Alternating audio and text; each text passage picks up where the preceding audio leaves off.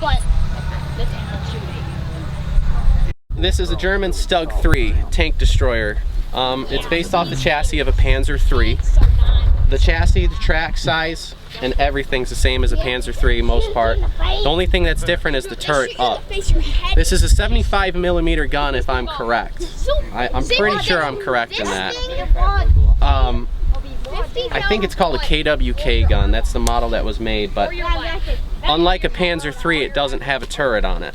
So you don't have to worry about all the hydraulics and stuff. And with a Panzer 3, they either had a 37mm gun, and I think it went up to a 50mm gun. They had a 76.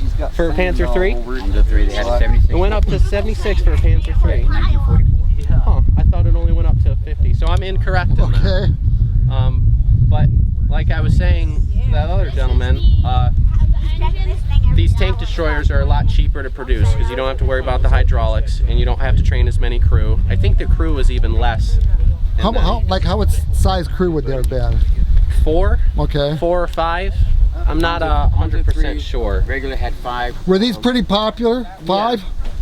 The Panzer 3s This man would be the one to ask.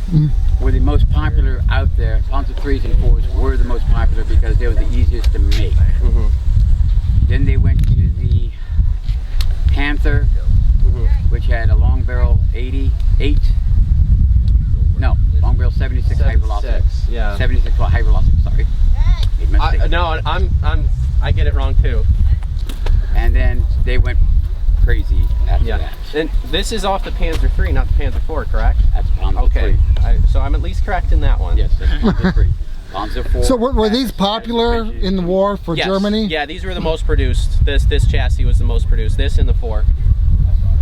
I think I'm pretty correct in that. This Panzer 3 and Panzer 4 was the most as far as the tank chassis. So how did you become a tank nerd? I mean, it's not like you can daily go someplace and check out tanks or anything. I just read, I have a multitude of books at home and I've always been interested in it. I've owned just models whenever I was a kid. I'd read books, I'd watch movies, I'd play video games that were World War II, and I mean, I just love history. I mean, so when you're watching one of these movies, do you say, hey, they got that wrong? Oh yeah.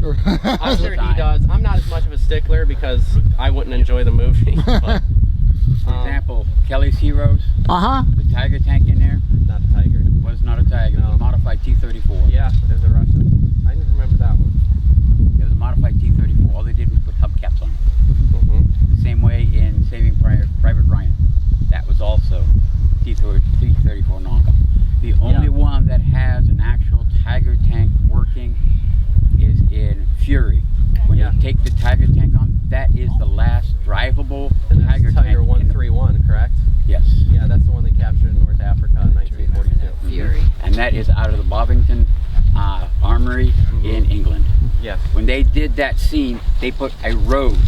Yeah. And then put dirt up. That's what people think it was on the road. No, it's on dirt because they couldn't afford to break the suspension. Yeah. Oh, and that was another little tidbit. Between American and German tanks, Germans also had steel treads on them, which was difficult, where Americans had rubberized plastic ones, which was a lot easier logistically for them. They were similar to these, but they had more rubber across them. They didn't tear up the roads as bad. Yeah. One I like seeing was Battle of the Bulge. You see a Sherman tank sliding down the hill. Tried to climb up hill and it was ice. No, it worked perfect for Normandy, but not anything else.